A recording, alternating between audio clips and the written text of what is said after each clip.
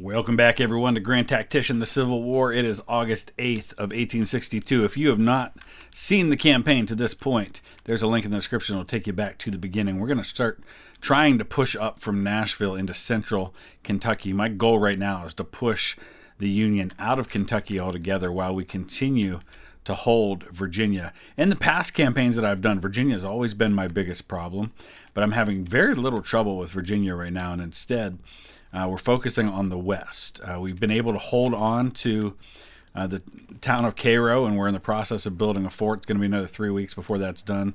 My western army's trying desperately to hold on to that spot. I want to try and push up here into Missouri if I can, but right now with John Singleton Mosby's army, we're going to upgrade this supply depot as well here, and we're going to keep it well supplied. We're just trying to hang on against these guys, but we have an elite force there of 24,000 men. So we're going to stay on the defensive in the east and over in the west, Trans-Mississippi, and we're going to try to push in the center up to the Ohio River if we can. We've taken receipt of 32 3-inch Armstrong rifles. Let's see where we might put them to good use. I'm looking at the Army of the Tennessee just because that's the army I'm moving with right now. I'm curious to see whether or not that would be a good upgrade to make. Armstrong rifles, excellent accuracy, range 2,100 yards, 5 rounds a minute. Yes, please. Absolutely worth it to get some of those. Let's try to put one in each of our corps if we can. We've got these Whitworths coming as well. Blakely's are 5 days away. We only have 8 more of the Armstrong rifles now, so that's not going to work there. I don't think we have anything else of note, so I'm actually going to go ahead and order more of these if we can. Let's get another 64 of them. It'll take 120 days, but absolutely worth it. So Army of Tennessee headquarters is out front. We're moving to try and take this supply depot and telegraph station, but the 2 corps for that army are right behind. We've got a combined 44,000 men. Army of the Mississippi only has about 15,000, but I'm guessing other armies may come. We do have a fort there as well, Fort Scribner, which I think we built. So we'll have to auto-resolve that assault once the other corps arrive. Okay, so looking at our policies, we are just 2 days away from supporting Mexican intervention. We do have a problem with our credit rating at the moment, which precludes me from being able to recruit any new units, and that includes being able to recruit units for the Fort Scribner garrison. We just took the fort, so until the credit rating goes up, we can't recruit anybody, and even then, we've only got just a couple of black men in the White House. Lincoln meeting black leaders. Lincoln proposes blacks to leave. Yeah, that was a historic thing that he did. He did want to try and get them to repatriate to either Central America or to Mexico. It just reminds me that in one of our armies there was a general I think we needed to replace. No, I think maybe we took care of all that already. We'll just have to keep an eye on it. Confederacy joins the French in Mexico. There it is, Mexican intervention. That should give us a bump up on the British intervention. It may take a day or two for that to show. But let's go ahead back to policies now and see what we want to choose next. We probably want to do something concerning finances, but I'm not sure we have any good options on that at the moment without investing more. And investing more is kind of the problem right now. We don't have the money to be investing more. We can invest more in politics. That'll give us another policy. We absolutely are going to have to do government funding too, which is going to take 43 days. But that'll allow us to improve our credit rating, which we desperately need at the moment. Okay, he's got a little more in the Trans-Mississippi Theater than I was expecting him to have. We have about 22,000 men up against 35,000. But assuming that we are able to be on the defensive, and we should be, with an elite army like this one, we might be okay. And we've got 4 hours until the other part of his army arrives. All right, here's the objective that he's going to be coming for. He's got 2 armies, one of which is already going to be here and the other one that will not. We could deploy all the way up here if we want to, but we don't want to. We want to deploy somewhere where we're going to make him come at us, and I think that's pretty much got to be coming down this road here. I could probably dig in behind this creek and then maybe build some fortifications right here in the form of breastworks. So I think that's what we're going to do.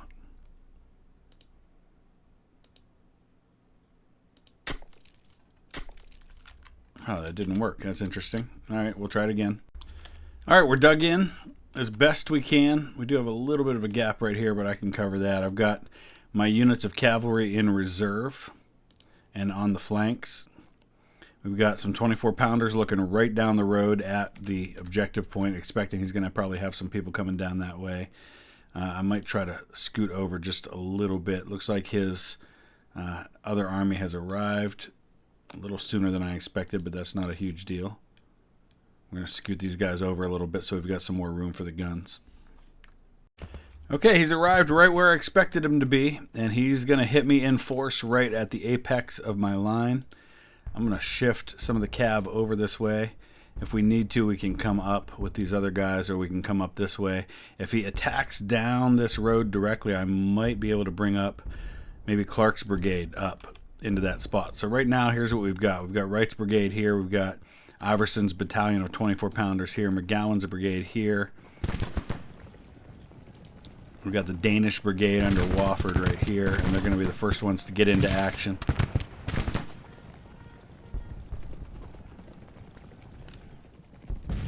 Over here, we've got McBride, Monterey County, cattle rustlers.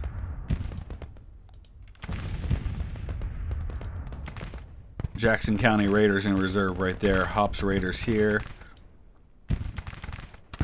Willamette Brigade. They've got Whitworth rifles, so we want to use them as sharpshooters. I'm actually going to go ahead and bring them out. See if we can't get into range of one of these brigades and start picking them off a little bit. We just have to keep an eye on the units that are going to be at the apex of his attack, because they may need support, especially as they come in on Wofford's flank over here.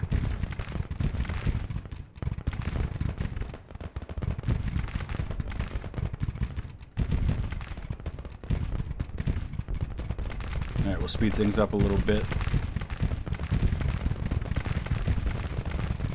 Alright, 24-pounders are going to get their chance right here to really pour it into them.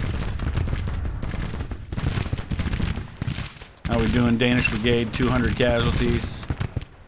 McGowan's got 100. I'm mostly worried about when they come in over here. That's my big concern at the moment. We may need to shift Monterey cattle rustlers out this way to relieve pressure on them a little bit. I don't know what's taking Robertson so long.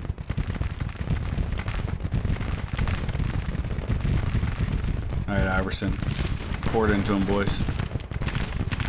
I've also got these 12-pounder Whitworths out here that are firing into him.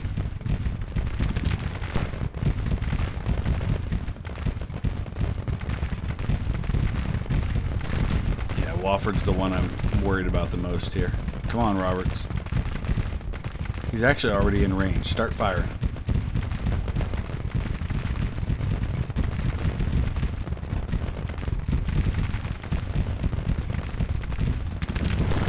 So far, so good.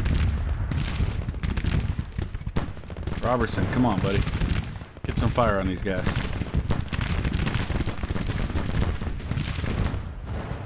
Long range. Iverson's battalion's holding up well. I feel like they got to be causing a lot of havoc on that line. Yeah, they did. There goes Park. He just broke. So now Robertson with the Whitworth rifles, they've got sharpshooter 1.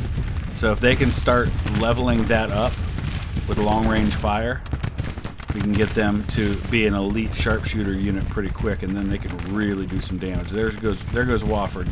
I was afraid of that. Danish Brigade was just in an impossible position there. All right, Armstrong, let's get you moved up. We're going to send B in there to plug that gap. Now I have to worry about McGowan. He's unstable.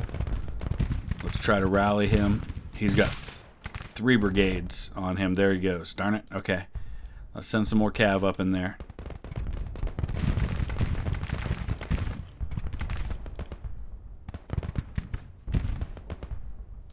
We'll shift Clark around as a reserve now.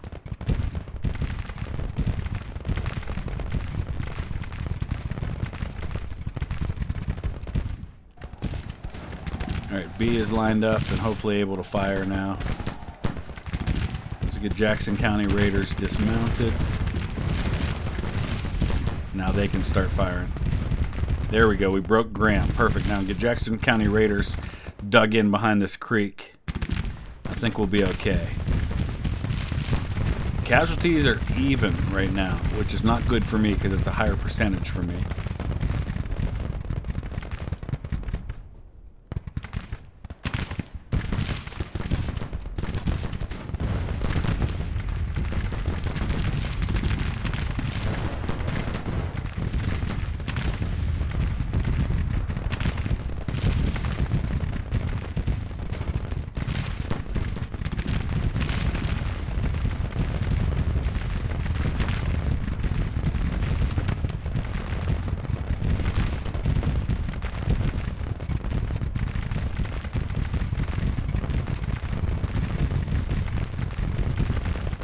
Alright, this is going to be a tough one. Casualty-wise, we're not seeing an advantage right now. And he's got a morale boost on me right now. He's a little higher than I am morale-wise. And having to throw cavalry in there, their range isn't great. So they're going to have a hard time being able to hit these guys. So I might have to try to let's send Clark's brigade up there. Maurer's division lost 1,500 men, and the division itself is unstable now. Alright, we're going to fire on Wallace.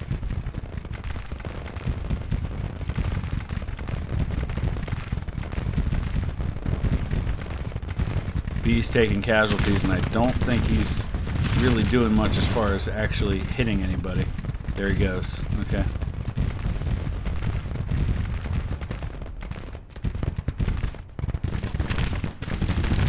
McBride's doing alright with these Plains rifles.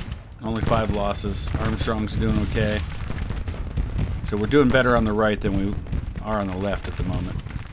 60 casualties on Iverson's battalion now. But we expected that. They're kind of on the front lines of things here. Who was wounded? Commander of Clark's brigade was wounded. As they were crossing this way, that's why.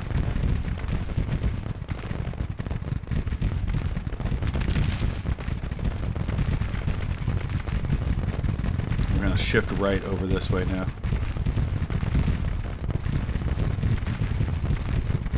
Alright, Clarks. Let's get into him here.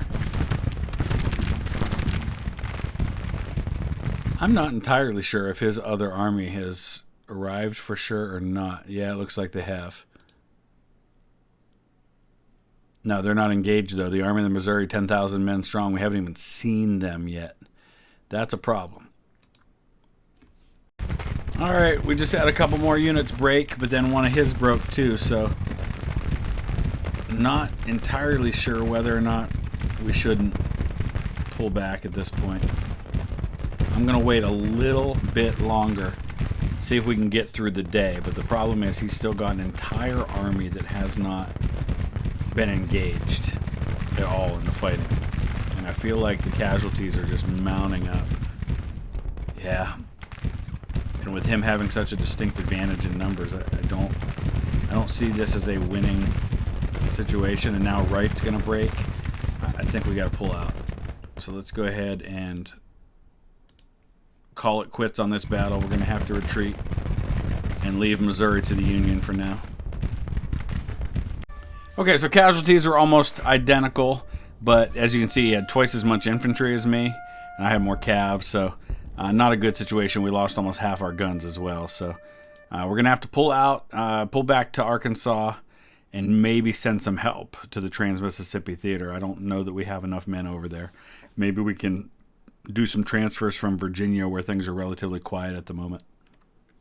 Okay, it's going to take 3 weeks, but we are going to send Hardy's division, which contains the 36th West Virginia, the New York Copperheads, the 1st Louisiana Tigers, and Early's Brigade, which actually we might just combine them into one of these other units, except for the fact that they've already got some decent experience. We're going to send them out to the Trans-Mississippi Theater, which is going to give them a boost of another 6,500 men. I feel like we can probably sacrifice that from the Army of the Shenandoah right now, since they aren't really getting too involved. That's going to leave 25,000 men there, which we might go ahead and use to try and threaten Pittsburgh again. He's got assault works over here. That might be nice to grab. But I'm looking to see where the enemy is at the moment. I don't see much going on. All right, Western Army going to be attacked again down in Cairo. We've got 3 separate forces attacking him, but I feel like Jubal Early's got pretty good odds on this one. 77 guns. That's awesome. Battle of Cairo. We've had a couple of battles here already. We're going to be on the defensive. The objective is Graves right here. We've got a great place to defend. We can expect he's going to be coming down. Let's see, where is he actually coming in at? Up here. So almost certainly he's going to be coming in right down this road right here. There's swamps all around. We may be best to actually dig in right in behind that swamp, well ahead of the objective, right in this area. I think that's what we're going to do. Okay, here is our defensive position. We're dug in with 2 divisions behind the swamp here. We want to make sure we give them all long range order so that they will fire just as quickly as possible. We've got 2 more divisions behind some breastworks over here on the more exposed part of the line. I expect he'll come right down this road. We've got some 24 pounders right up there on the line. I've got 2 brigades of cavalry just covering this alternate approach, even though it looks impossible that he could come that way. He could always maybe try to sneak around over there. He also might come around this way, so I might actually go ahead and send Robertson's cav over to this side. But I feel like he has to come down this middle road here. All right, he has completely surprised us and come in from an unguarded side. I just started spotting him, and he was moving in with everything. It's already the next day, so big problem on our hands here. We are probably going to regret the fact that we didn't pull back to the objective there. So here's what we're going to do. We're going to have to start by switching Little's division and pulling them over, and then we'll kind of wait and see what he does from there. I'm going to bring Robertson up as quickly as I can. I need to start bringing some of these guns over. Those are the quickest things that I can do. At least get him under artillery fire, but it's multiple divisions that are moving this way. And there's not a darn thing I can do about it, at least not in time. There is another division coming down this way, though, so we can't pull everybody over there. But he's got at least, 10, 12 brigades coming this way. McLaws is going to come up and try to get into position as well. Looks like this might only be a feint coming down at me from this side. So I'm probably going to have to pull... Let's go ahead and pull Hood's division over as well. Get them into position. The rest will leave there for now.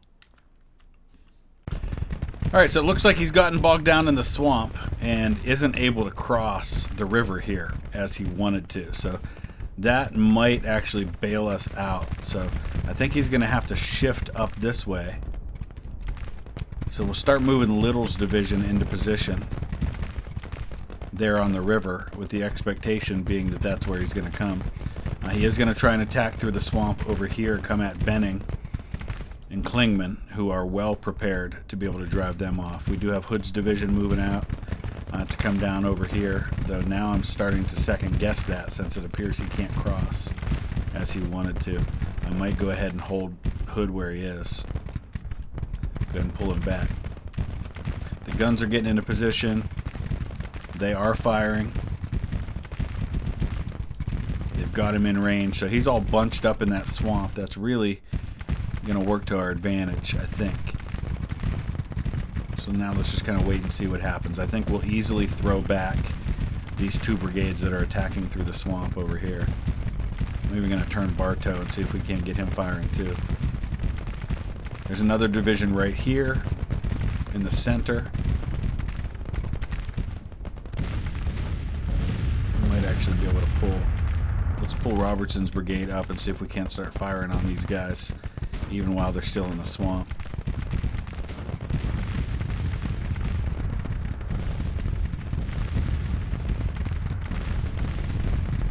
So maybe our defensive position wasn't all bad after all.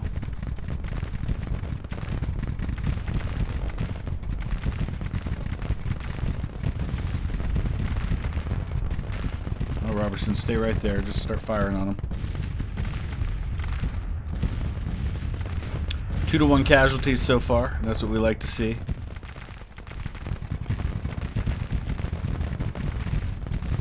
Actually, I'm going to hold McClaw's back. Alright, he's going to come at me now over here. One of our units did break. I'm going to bring Wise's brigade up. Walker's going to be under fire here. But we're going to start bringing Hood's division back up. We'll get the Tucson Rangers right into line right there. We'll bring Barton in next to him.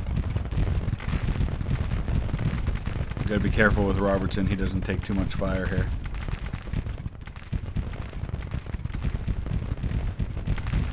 I'm gonna bring these guns up nice and close.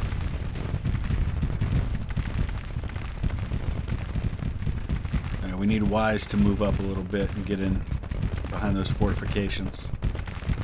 I think we're good. I'll probably pull Robertson back. There's no need for him to be taking these casualties unnecessarily. Same with McClaw's. Let's pull him back. And mount up to Robertson. Yeah, only 1,300 for me, 3,000 for him. His morale significantly higher than mine too.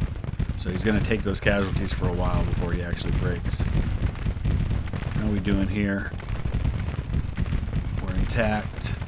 Tucson Rangers are looking good with their with rifles. There's Fry right here. Who's taking casualties? Robertson. I know.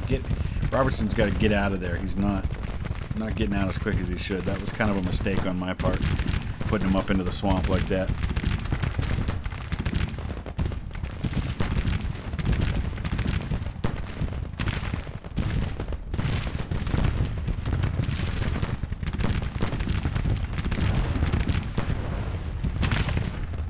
Where a lot of our casualties are. Now he's starting to shift up this way.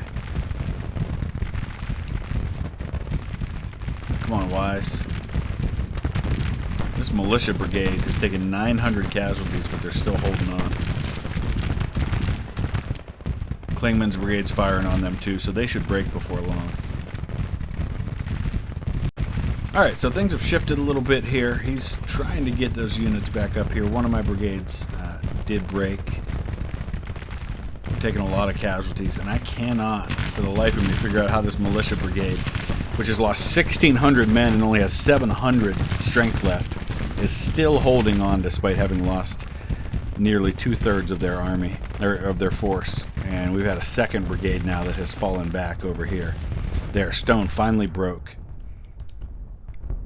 Benning is recovering now, so that may be helpful moving forward. Hopefully we can hit these guys as they come across rather than having to deal with a massive assault by a bunch of units at once. Looks like Lyon's going to make another attempt on us here.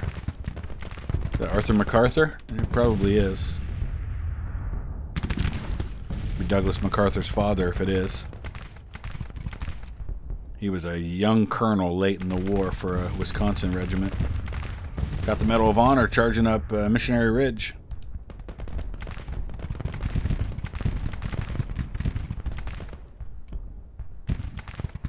Wilcox is taking heavy casualties. That's the El Paso Heavy Gunners. Where are they? I think they were up here. Oh, they're up here. We're going to pull them back before they lose everything.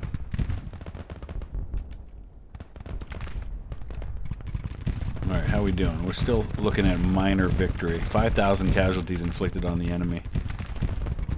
Thankfully, we're only hitting him a little piece at a time.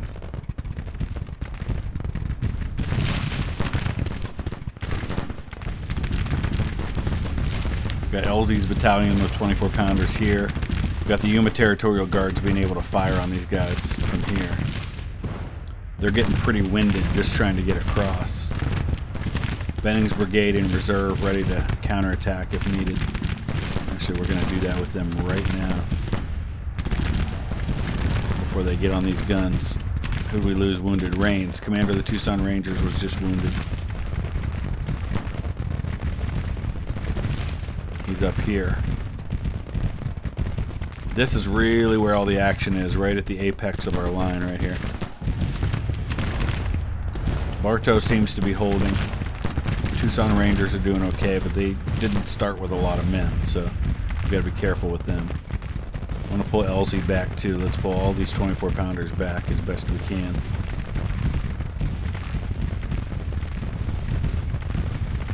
Alright, we drove one back, but there goes Bartow.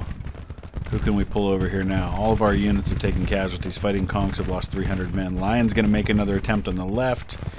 LZ has been wounded now. This is brutal. Benning losing significant men now. Wow. He's lost 50%. They're going to break. Alright, we're going to pull McIntosh over. He is hitting me so hard right here in the center. We've got the Finn Cowboys back here. We can pull them up as a reserve. I think Klingman can hold there. So we're going to bring Wise over as well. We need to try and break this attack in the center before it gets any worse.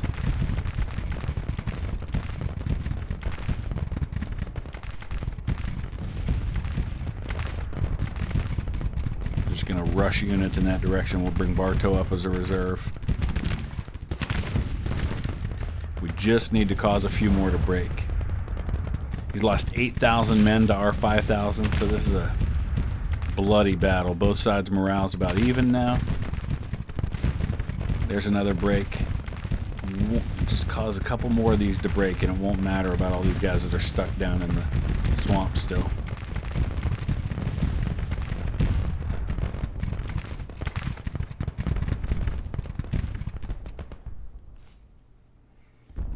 There goes Jameson.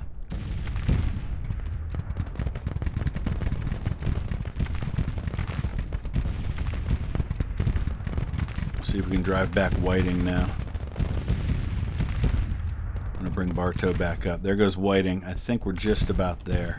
Wow, that isn't moving the dial much as I thought it would. We're going to probably have to withstand a few more attacks. He may try to shift over this way again. Some of these units that have recovered, we're going to have to get them on the line. Like Benning, who's lost 50%. He's lost 1,000 men. My goodness. Alright, there we go. We lost 5,600 men, 19 guns.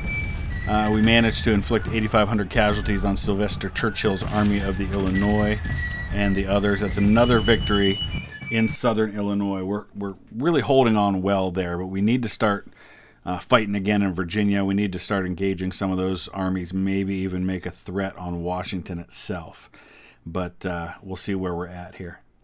Okay, so first things first, Klingman's brigade took 197 casualties but inflicted over 1,200. That was the most inflicted by any single unit in the battle.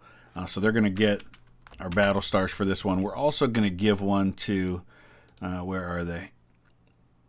The El Paso Heavy Gunners, who did some incredible work right on the line in that one.